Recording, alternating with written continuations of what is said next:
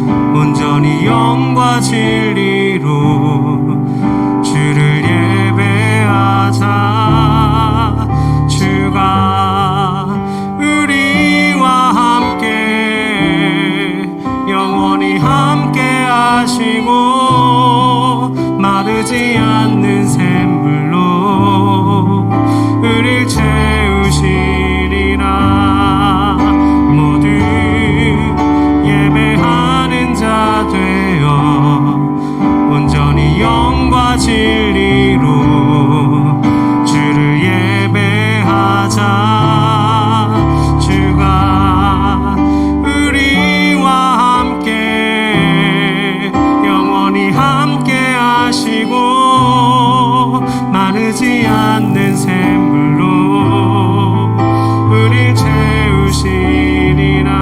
다시 한번 우리 모두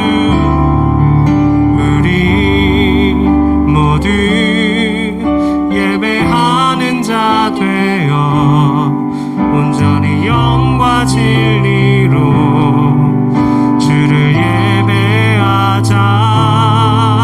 주가 우리와 함께 영원히 함께 하시고 마르지 않는 샘물로 우릴 채우시리라. 모두 예배하는 자 되어 온전히 영과 진리로 주를 예배하자.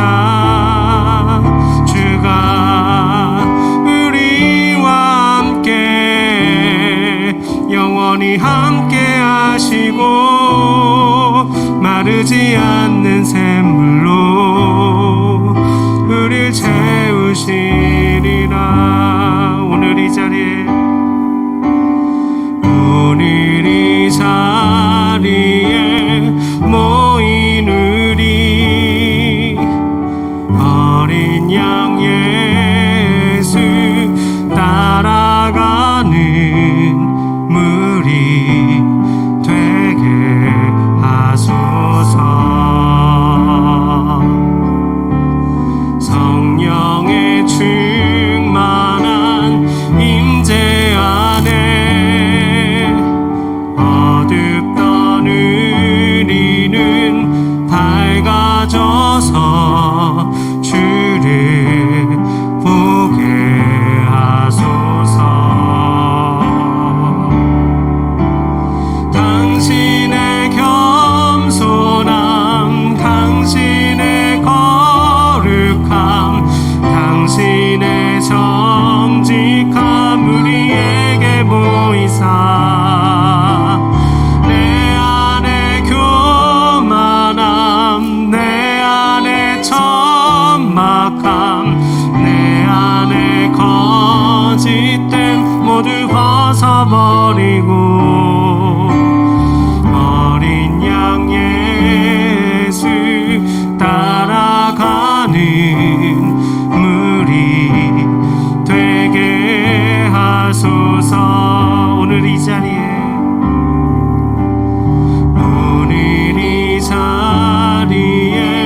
모인 우리 어린 양 예수 따라가는 무리 되게 하소서. 성령의 충만한 임재 안에 어둡던 우리는 밝아져서 주를 보게 하소서. 당신의 겸손함, 당신의 거룩함, 당신의 정직함 우리에게 보이사 내 안에 교만함, 내 안에 천막함, 내 안에 거짓됨 모두 벗어버리고 어린 양 예수 따라가는 무리 되게 하소서. 아멘.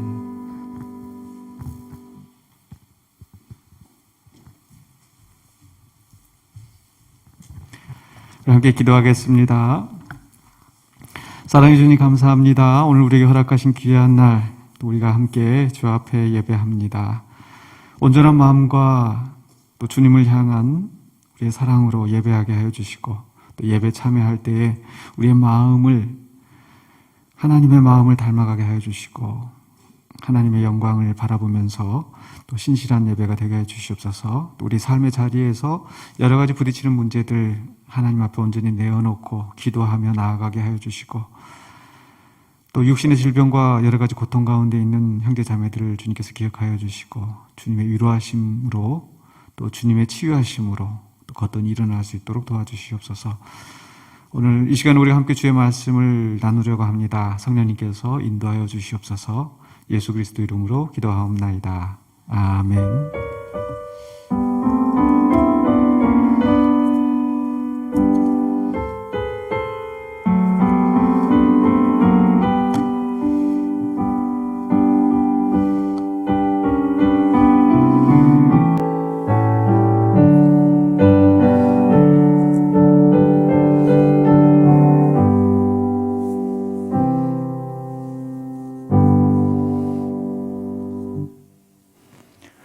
하나님 말씀 베드로후서 3장 14절로 18절에 있는 말씀입니다.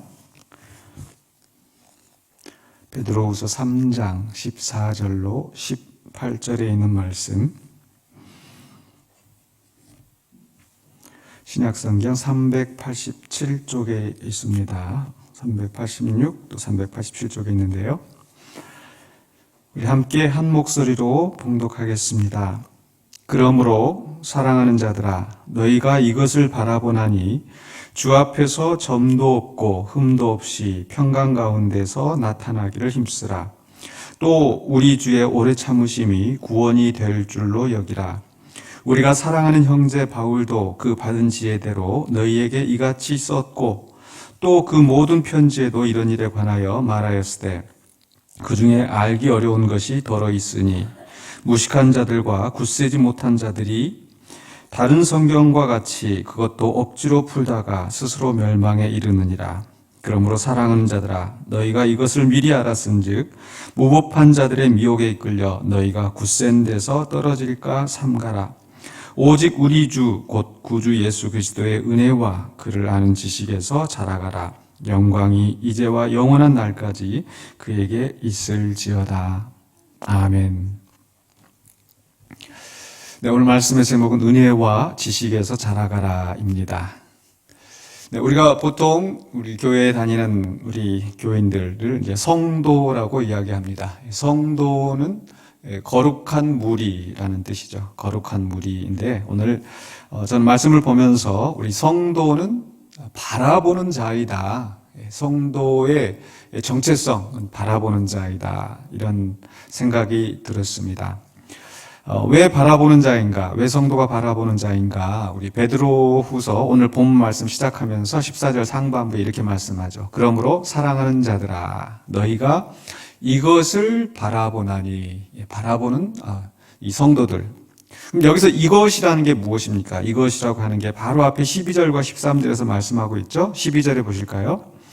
하나님의 날이 임하기를 바라보고 간절히 사모하라. 하나님의 날이 임하기를 바라보는 사람들, 이게 성도들인 거죠. 그냥 바라보는 것이 아니라 또 간절히 사모하라. 하나님의 날이 속히 우리 가운데 임하시기를 우리가 사모한다는 거죠. 또 그런데 그 날은 어떤 날인가? 하늘이 불에 타서 풀어지고 물질이 뜨거운 불에 녹아지려니와. 지금 현재 우리가 살고 있는 이 세상이 완전히 새롭게 변화되어집니다. 그리고 13절에 계속해서 우리는 그의 약속대로 의가 있는 곳인 새하늘과 새 땅을 바라보도다. 또 한 번 나오죠. 바라본다. 그러니까 우리가 바라보는 게 지금 이제 두 가지로 설명을 하고 있어요. 하나는 시간적인 의미에서 하나님의 날을 바라보는 겁니다. 주님의 날이 언제 임하실지 알지 못하지만 반드시 하나님의 통치가 이 땅에서 이루어진다고 약속하셨기 때문에, 주님 다시 오시고 그 나라가 이 땅에 이루어진다고 말씀하셨기 때문에 우리는 그 날이 속히 이루어지기를 바라고 있는 겁니다.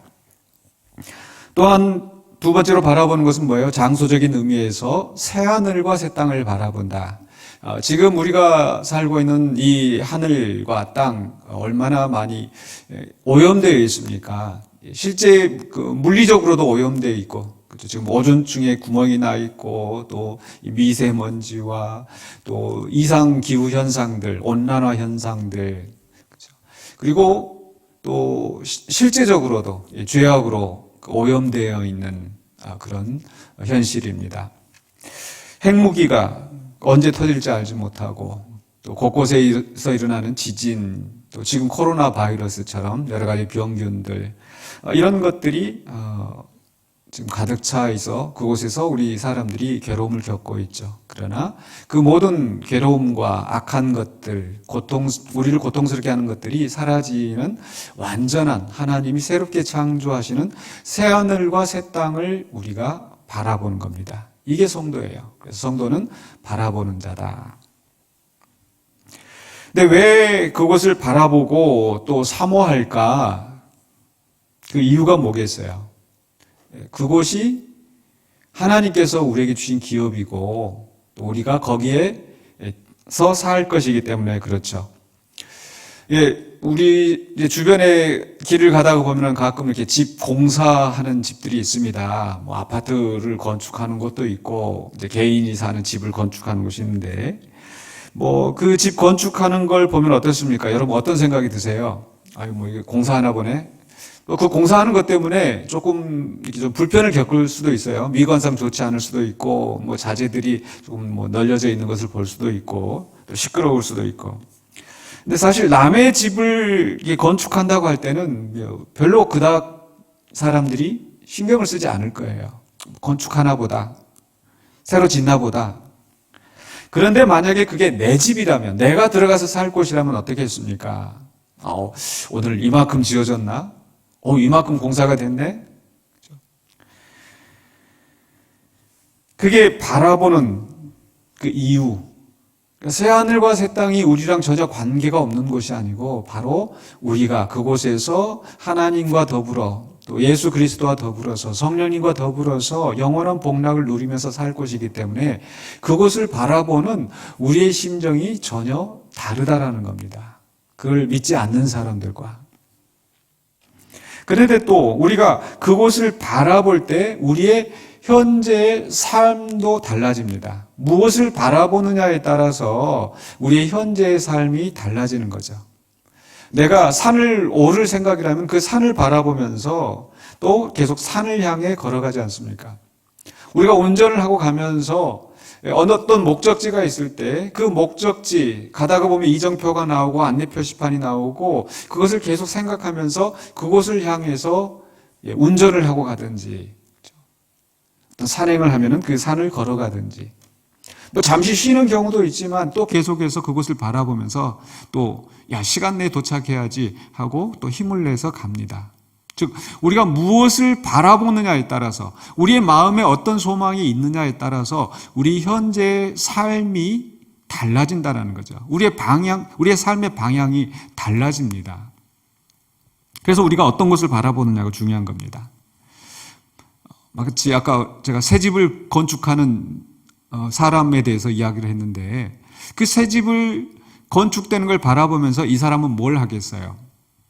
아마 이제 새 집에 또 새 집답게 또 이제 새로 가구를 장만을 해야 되겠다. 이런 생각을 할 수도 있을 겁니다. 그러면은 다른 데 그냥 지출 나가는 것도 좀 줄이고 또 이렇게 좀 새 가구를 장만한다든지 뭔가 좀 다른 계획을 가지고 또 실천하면서 살겠죠.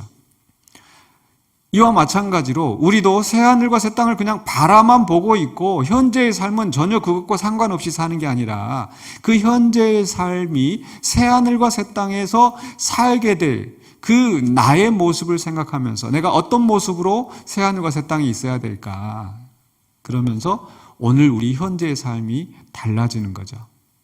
그런데 오늘 사도 베드로가 우리에게 말씀하고 있는 것은 3장 14절에 그러므로 새하늘과 새 땅을 바라보고 있기 때문에 그러므로 어떻게 해라고 말합니까? 그러므로 사랑하는 자들아 너희가 이것을 바라보나니 주 앞에서 점도 없고 흠도 없이 평강 가운데서 나타나기를 힘쓰라.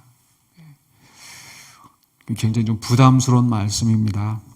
새하늘과 새 땅, 하나님께서 이 세상의 모든 악한 것들과 죄악된 것들, 우리를 고통스럽게 하는 것들, 이 모든 것들 다 제거하시고 완전한 새하늘과 새 땅을 세우시는데 우리는 옛사람 모습 그대로 죄악된 모습 그대로 그곳에 살 수가 없는 거죠. 그러면 그곳이 새하늘과 새 땅이 오염되지 않겠습니까?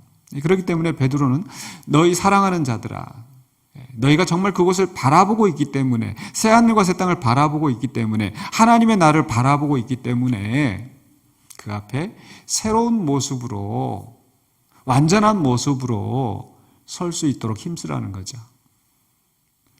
근데 주 앞에서 점도 없고 흠도 없이, 하나님 앞에 제물을 드릴 때 순결한, 흠 있는 제물을 드리면 안 되고 순결한, 완전한 제물을 드리는 겁니다.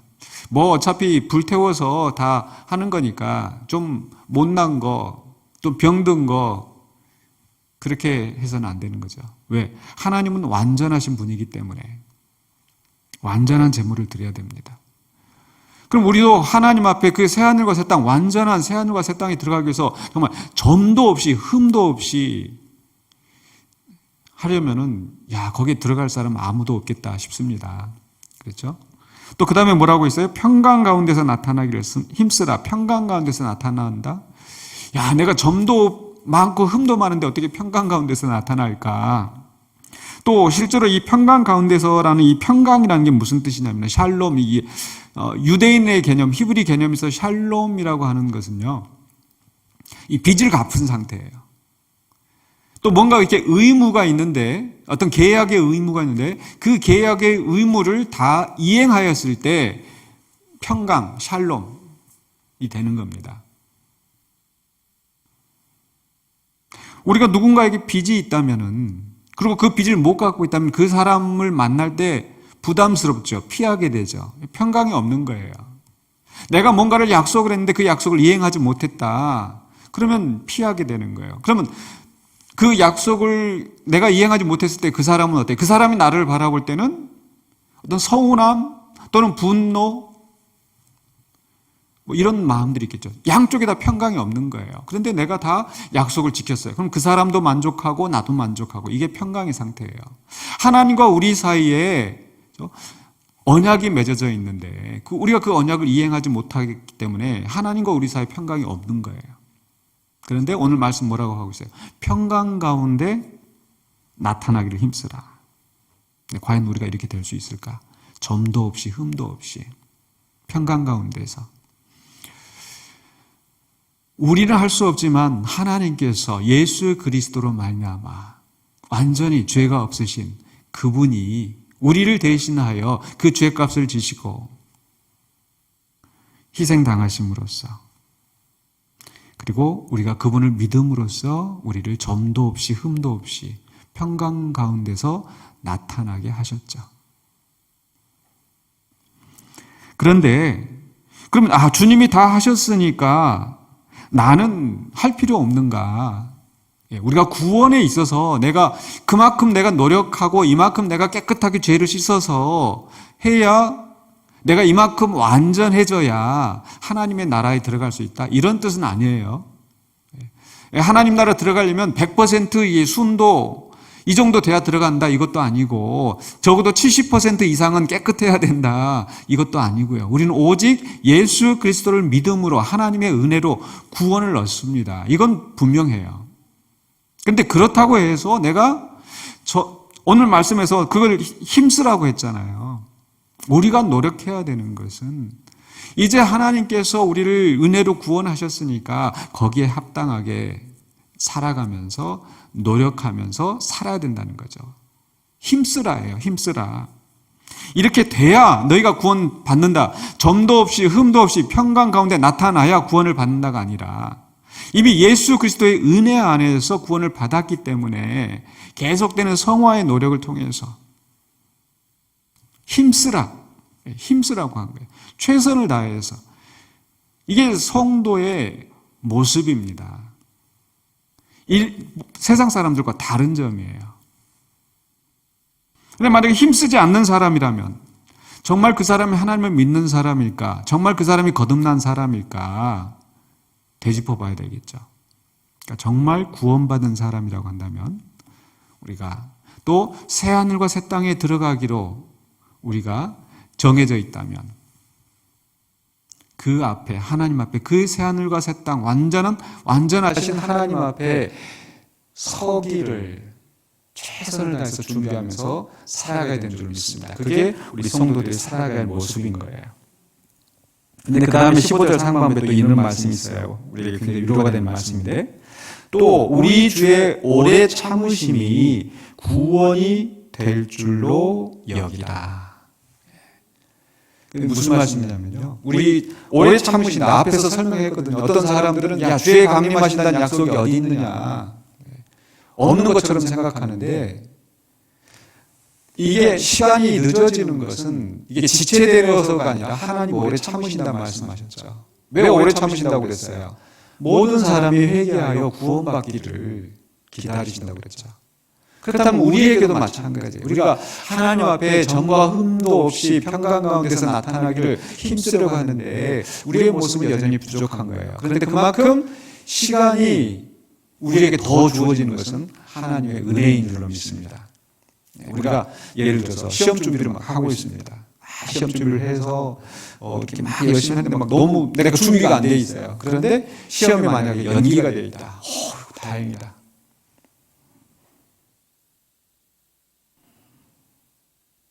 하나님께서 오래 참으시는 것, 시간이 지연되는 것은 하나님의 불성실하시다거나 신용이 없다거나가 아니라 하나님의 은혜라고 말씀드렸어요. 그건 우리가 하나님 앞에 점과 흠도 없이 평강 가운데서 더 가까워질 수 있도록 하나님께서 우리에게 기회를 주신 줄로 믿습니다. 그렇기 때문에 우리 성도들은 하나님의 날을, 새하늘과 새 땅을 바라보는 자로서 또 오늘 우리의 삶이 하나님 앞에 점과 흠도 없이 깨끗하여지기를 한 걸음 한 걸음씩 노력하면서 나아가야 될 줄 믿습니다. 그래서 우리가 그 날을 바라보면서 나아갈 때에 우리 두 번째로 생각할 것은요, 그렇게 새하늘과 새 땅을 바라보는 자가 주의해야 할 일이 있어요. 주의해야 할 일이 뭐냐? 15절 하반부, 16절 상반부에 우리가 사랑하는 형제 바울도 그 받은 지혜대로 너희에게 이같이 썼고 또 그 모든 편지에도 이런 일에 관하여 말하였으되, 바울이 우리 신약 성경에 여러 성경이 그 바울이 쓴 성경이 있죠. 또 다른 사도들이 쓴 성경이 있고, 그러니까 그 초대교회에 그 사람들이 어떻게 살아야 될지, 또 주의 강림에 대해서 어떻게 생각하고 어떻게 살아야 될지를 말씀하셨어요. 여러 곳에서. 그런데 16절 하반부에 그 중에 알기 어려운 것이 더러 있으니 무식한 자들과 굳세지 못한 자들이 다른 성경과 같이 그것도 억지로 풀다가 스스로 멸망에 이르느니라. 억지로 풀다가 스스로 멸망에 이르느니라. 그러니까 우리는 그런 멸망에 이르지 않도록 조심해야 되지 않겠습니까? 분명히 특별히 이제 그것도 억지로 풀다가 이 그것이라고 하는 것은 특별히 종말에 대한 가르침이 아닐까. 새하늘과 새 땅에 대한 가르침, 주의 나타나심에 대한 가르침. 그러니까 지금까지도 우리 교회의 역사에서, 인류의 역사에서 주의 강림에 대해서 별별 그런 엉뚱한 이야기들이 많이 나오죠. 여기에서 나타났다, 언제 나타난다. 또 주의 강림하심 뿐만 아니라 또 이 종말에 대해서 여러 가지 음모론들, 666, 컴퓨터, 칩, 또 우리 그 몸에 심는 칩이 666이다. 컴퓨터 바코드가 666이다.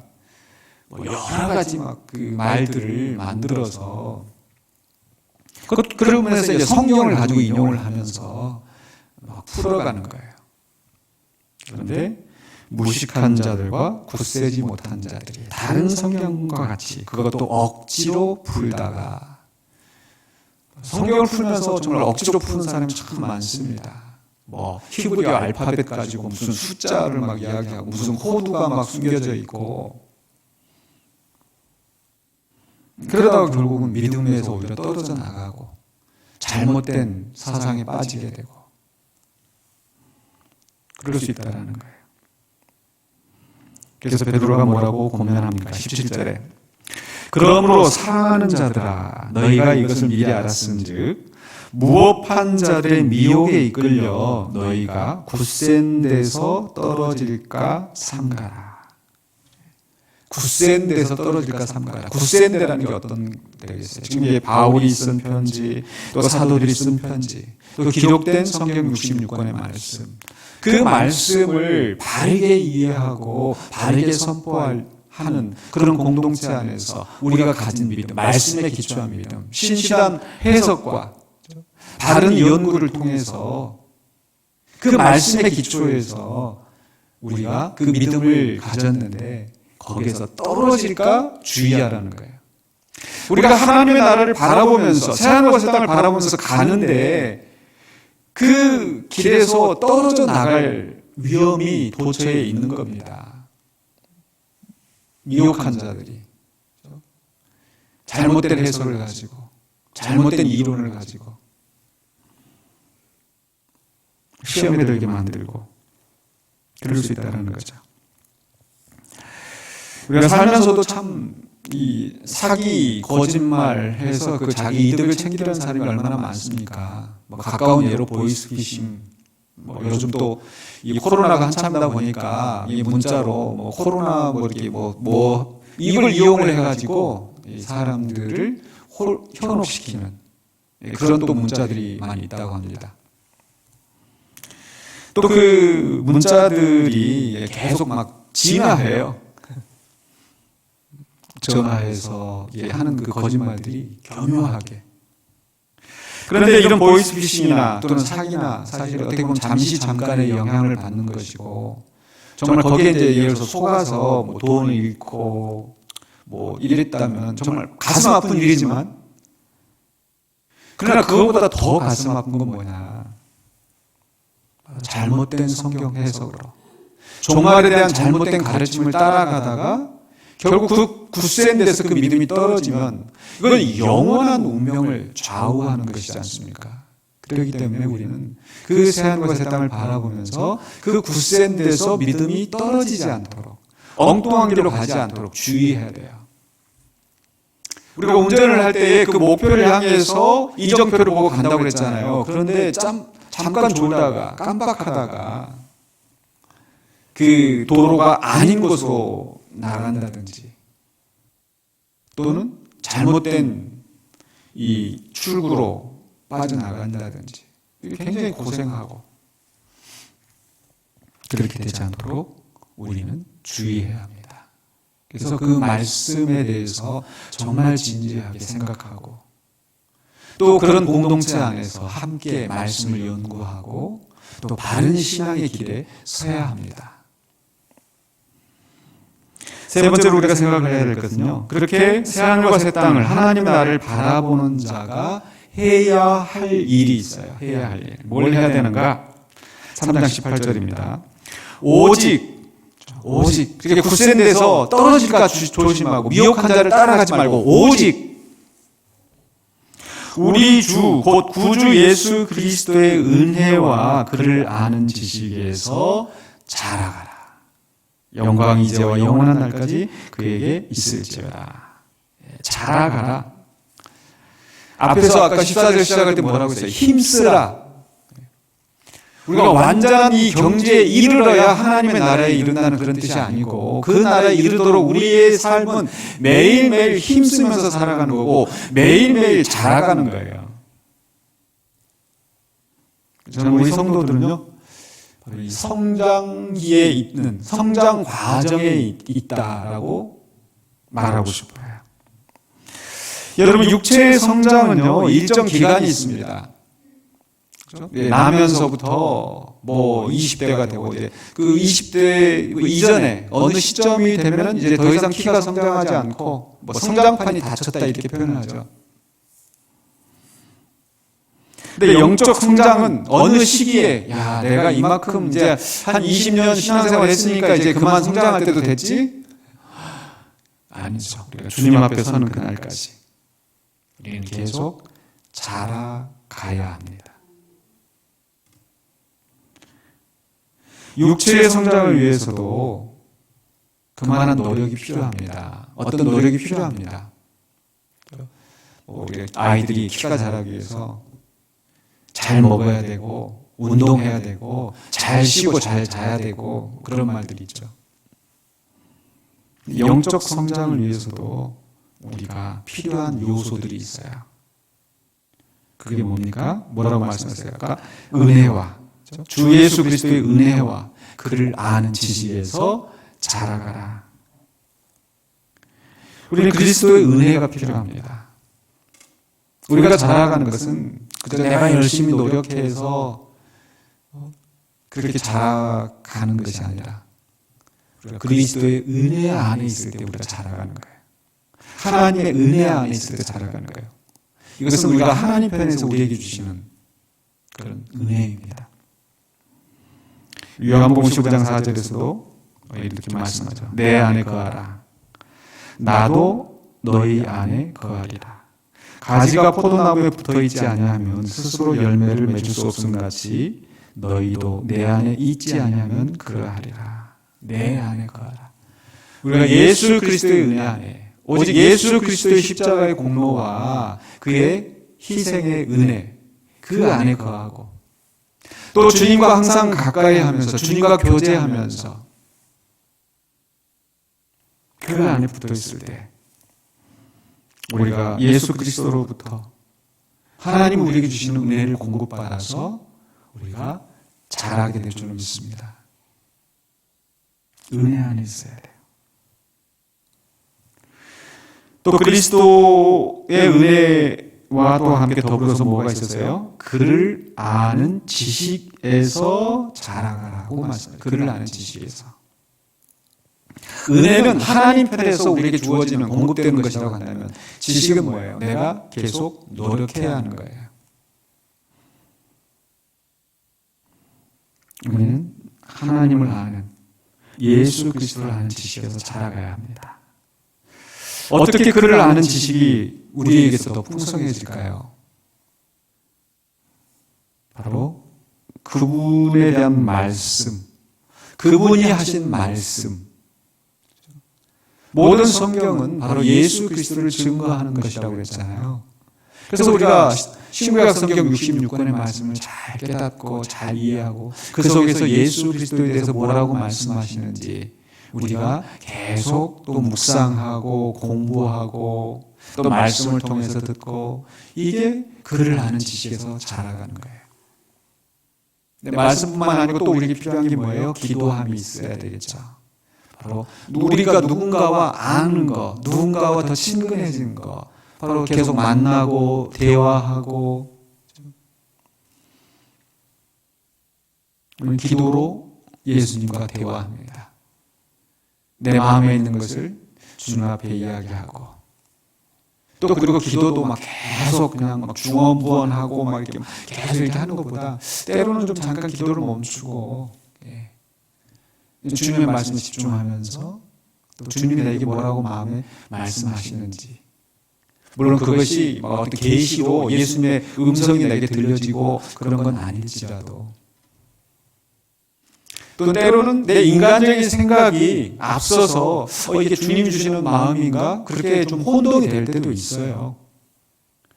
그러나 항상 주의하면서 조심하면서 그리고 정말 하나님이 내 마음에 어떤 감동을 주시는지 또 거기에 귀를 기울이면 우리의 마음을 초점을 맞추면 우리 안에 계신 성령님께서 우리의 마음을 주관하셔서 주님의 마음을 알아가게 하실 줄로 믿습니다. 그래서 기도하는 가운데 성령을 의지하여서 우리가 주님과 교통하는 거예요. 이게 말씀과 기도의 생활이 매일매일 이렇게 습관화되고 또 그렇게 실천해 나갈 때 우리가 어떻게 되겠습니까? 자라가게 됩니다. 은혜와 지식 안에서 그리스도의 은혜와 그를 아는 지식 안에서 자라가게 되고 이렇게 자라가면서 우리는 하나님의 날에 새하늘과 새 땅에서 바로 주 앞에서 점도 없이 흠도 없이 평강 가운데서 나타나게 될 줄로 믿습니다. 우리 성도들은 바로 그 날을 바라보는 자로서 우리가 매일매일 또 주의 말씀 또 기도하는 가운데 주님 앞에 자라가는 우리 모두가 되시길 주님 여러분 축원합니다. 바로 예수님께서 육신의 몸을 입으시고 이 땅에 오셔서 자라가셨잖아요. 키가 자라고 또 뭐가 자랐어요? 지혜가 자라고 그 다음에 뭐라고 되어 있어요? 하나님과 사람에게 더욱 사랑스러워 가시더라. 더욱 사랑스러워 가시더라. 진행형. 바로 사랑스러워 가신다고 하는 게 바로 은혜예요. 하나님의 은혜. 사람에게서도 은혜를 입고 하나님의 은혜를 입고 그래서 우리도 우리 예수님이 성장하셨던 것처럼 성숙하셨던 것처럼 바로 그의 은혜 안에서 또 지식 안에서 자라가는 우리 모든 성도님들이 되시기를 주님의 이름으로 축원합니다. 기도하겠습니다. 우리 함께 우리의 입술로 고백하며 기도하기를 원합니다. 오늘 말씀을 생각하면서 기도하십시다. 우리 말씀 그대로 은혜와 지식 안에서 성숙해가는 우리 성도와 공동체가 되게 하여 주시옵소서 하고 우리가 기도하시고 또 특별히 우리 자녀들 또 다음 세대 계속해서 이 기독교 인구가 줄어들고 있고 교회의 이 고령화 이 사회도 고령화가 되고 있는데 교회는 그보다 더 훨씬 빠른 것 같아요. 그래서 이 자녀들과 다음 세대도 이 은혜와 지식 안에서 성장해 갈 수 있도록 신앙 성장을 위해서 기도해 주시고요. 또 세 번째로 우리가 기도할 제목은요. 지금 코로나 바이러스 특별히 오미크론이 확산세가 더 늘어나고 있는데 이제 10,000명이 되고 10,000명이 되면 20,000명이 금방이라고 이렇게 굉장히 걱정이 많습니다. 또 특별히 이제 설날이 다가오고 또 이동이 많아지는 이 시기에 더 이 코로나 바이러스가 크게 또 늘어날 수가 있으니까 우리가 또 이런 시기에 우리가 더 기도해야 되겠습니다. 그래서 코로나 바이러스 오미크론 확산세가 진정되도록 기도해 주시고 또 이런 시기에 또 추운 날씨에 또 우리 투병 중인 형제 자매들이 있습니다. 또 어르신들, 또 노환, 또 고질병 여러 가지 질환들이 있으신 우리 어르신들 많으신데 우리 건강과 또 평안을 위하여서 함께 기도해 주시기를 부탁합니다. 우리 함께 한 목소리로 기도하십시다. 사랑하는 주님, 오늘 시간에 기도 제목을 가지고 기도합니다. 하나님 주신 말씀대로 우리가 하나님의 은혜 안에 거하면서 예수 그리스도의 은혜 안에서 주님 우리에게 베푸신 그 은혜 안에서 주님 안에 지시면서 매일매일 자라게 해주시옵소서. 우리의 모습은 죄와 죄악된 본성으로 오염되어 있고 주님을 멀리 하고 주님을 근심하게 하는 우리 삶이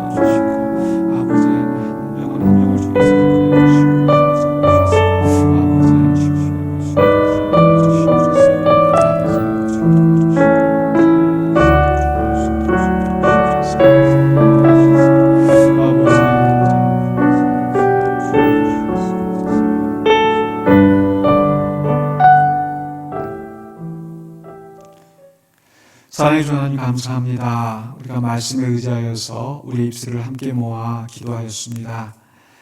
우리가 매일매일 주님을 더 닮아가고 하나님을 아는, 예수 그리스도를 아는 지식이 더욱더 쌓여가게 해주시고, 이로 인하여서 하나님의 은혜가 우리 가운데 더욱더 넘쳐나며 하나님의 은혜와 또 주님을 아는 지식에서 자라가는 우리 성도와 우리 공동체, 또 다음 세대로 또 이 믿음의 유산이 계속 흘러갈 수 있도록 주님 도와주시옵소서.